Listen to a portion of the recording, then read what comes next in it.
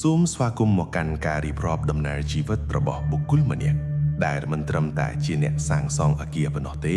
ប៉ុន្តែជាអ្នកដែលបានកសាងព្រលឹងនៃជាតិសាសន៍មួយឡើងវិញតាមរយៈបេតុងនិងគំនិតច្នៃប្រឌិត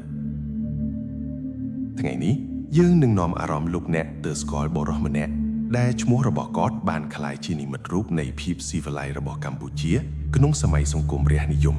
នោះគឺលោកវ៉ាន់មូលីវ៉ាន់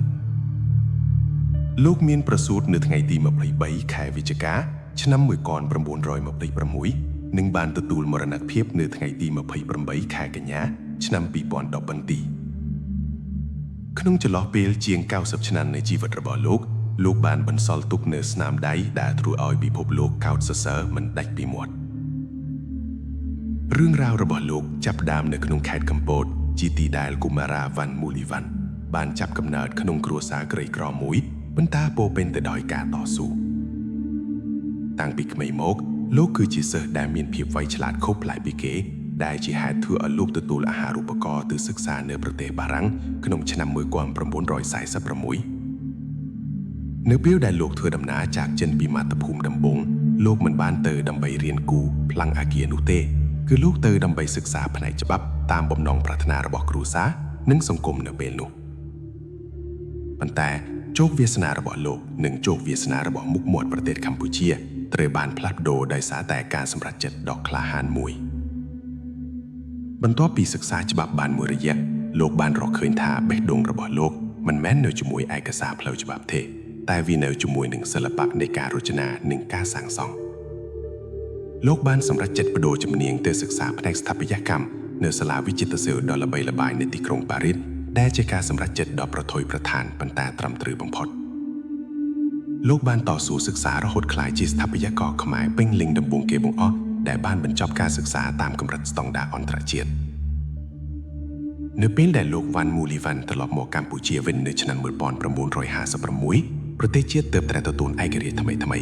ឲ្យកំពុងស្រេកឃ្លាននៅអត្តសញ្ញាណជាតិមួយដែលទំនើបព្រះបាទនរោត្តមសីហនុដែលជាព្រះប្រមុខរដ្ឋនៅពេលនោះមានចក្ខុវិស័យចង់ប្រែក្លាយកម្ពុជាឲ្យទៅជាគុជខ្យងនៃអាស៊ីហើយព្រះអង្គបានមើលឃើញនៅទេពកោសល្យរបស់យុវជនវ៉ាន់មូលីវ៉ាន់នេះគឺជាចំណុចចាប់ផ្ដើមនៃយុគសម័យមាសនៃស្ថាបត្យកម្មខ្មែរលោកត្រូវបានតែងតាំងជាប្រធានស្ថាបត្យកររដ្ឋនិងជាប្រធានរដ្ឋបាលក្រុងភ្នំពេញក្នុងរយៈពេលមិនដល់20ឆ្នាំផងលោកបានគូប្លង់និងដឹកនាំការសាងសង់អគារសំខាន់ៗជិត100កន្លែងនៅទូទាំងប្រទេសអ្វីដែលធ្វើឲ្យស្នាដៃរបស់លោកមានភាពអស្ចារ្យនិងនៅតែត្រូវបានគេសិក្សារហូតដល់សព្វថ្ងៃគឺការប្រកាសនៅរចនាប័ទ្មមួយដែលហៅថាស្ថាបត្យកម្មបែបខ្មែរថ្មី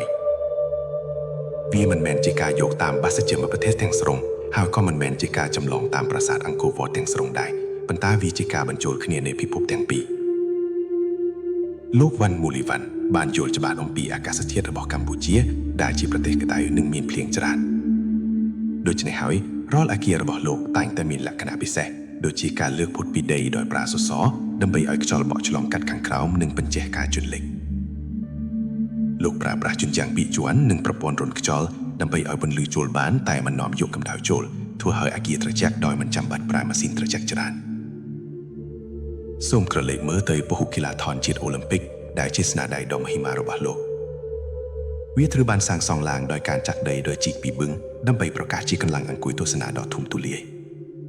ប្រព័ន្ធបង្ហូរទឹកនៅទីនោះបានរចនាឡើងយ៉ាងល្អឥតពិតផុតរហូតដល់គេនិយាយថាបើទោះជាភ្លៀងខ្លះខ្លាំងប៉ុណ្ណាក៏ដោយក៏ទីលាននោះមិនងាយលិចទឹកដែរហើយតាអ្នកធ្លាប់ចាប់អារម្មណ៍នឹងសាលសុនិស័យចតុកមុខដែលមានរោងជាផ្លាត់ស្ថិតនៅមាត់ទន្លេដែរឬទេនោះគឺជាការរចនាដើម្បីចាប់យកខ្យល់ទន្លេឲ្យបក់ចូលក្នុងអគារដែលបង្ហាញពីការគោរពចំពោះធម្មជាតិយ៉ាងជ្រាលជ្រៅมันអាចបំភ្លេចបានឡើយគឺវាមានឯករាជ្យដែលឈើយ៉ាងសង្ហាជាបេះដូងនៃរាជធានីភ្នំពេញលោកបានយកទម្រង់ផ្កាឈូកក្រពុំដែលតំណាងឲ្យភាពបរិសុទ្ធនិងការកើតឡើងវិញដើម្បីអបអរសាទរឯករាជ្យភាពរបស់ជាតិនៅមានស្នាដៃជាច្រើនទៀតដូចជាវិទ្យាល័យភាសាបរទេសដែលមានបណ្ណាល័យរោងជានាគនិងអគារស្នាក់នោះ100ខ្នងដែលសុទ្ធសឹងតាជាភក្តុតាងនៃភាពវៃឆ្លាតដែលមិនចេះរីងស្ងួតរបស់លោកប៉ុន្តែជីវិតរបស់មហាបុរសរូបនេះមិនមែនពោរពេញដោយភាពរលូនជារៀងរហូតនោះទេ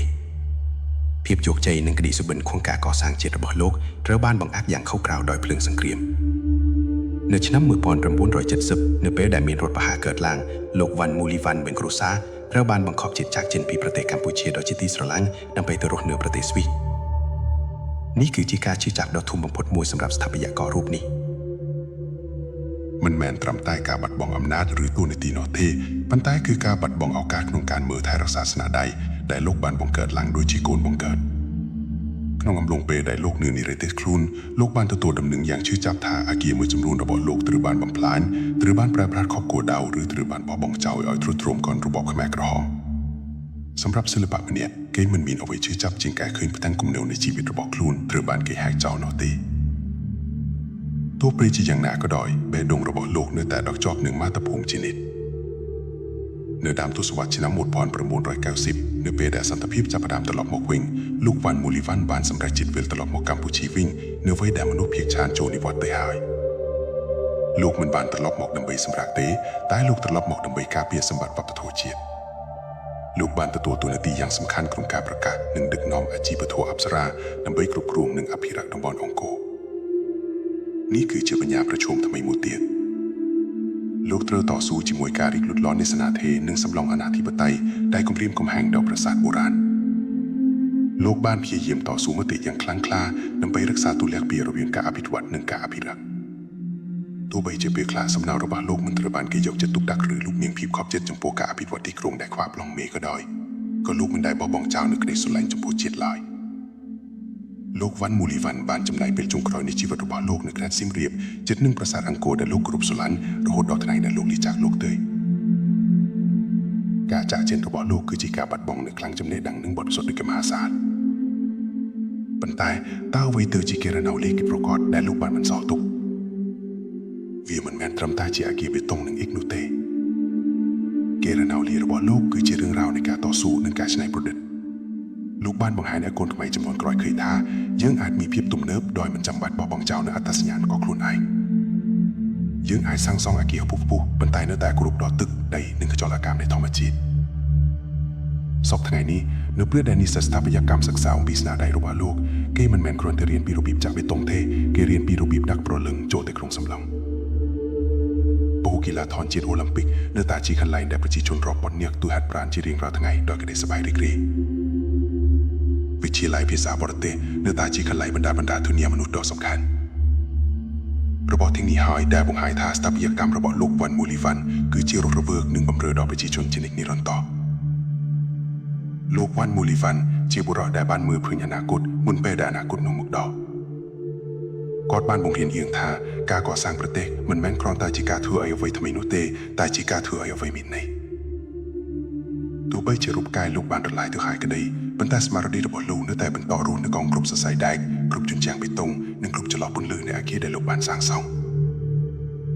រឿងរ៉ាវរបស់លោកវ៉ាន់មូលីវ៉ាន់ជាការដាស់តឿនយើងទាំងអស់គ្នាឲ្យចេះស្រឡាញ់និងការពារមរតកវប្បធម៌របស់យើង